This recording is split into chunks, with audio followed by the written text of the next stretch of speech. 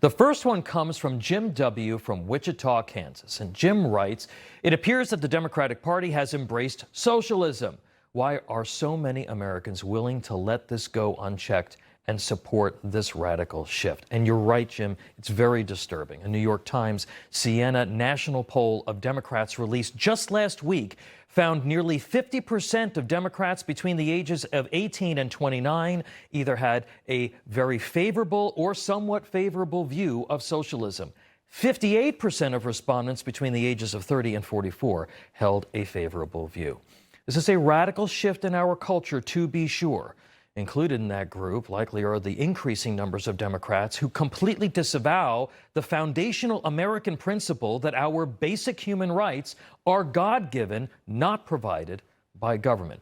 The shift is the result of the left's march through the institutions that began in large part during the 1960s and infected every aspect of American life.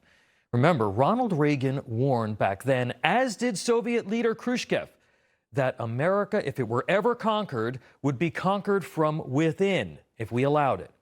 Socialism and communism would come in the form of liberalism. The first institutions that the left conquered were the universities, and then the primary and secondary schools. In many places in America, the alleged abuses of capitalism are taught far more today than the evils and the failures of socialism or communism, if they're taught at all.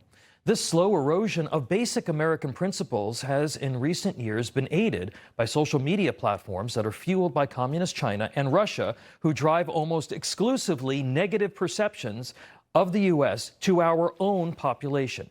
Young people who have grown up in the digital age have never been exposed to patriotic messaging at all in some cases. Americans are force-fed anti-American messaging that has produced a mass psychosis among Democrats that ignores the death, destruction, systemic oppression, and failure of socialism. In places like New York and California, economic conditions are going to need to get much worse before people admit that they have been sold a bill of goods by the left.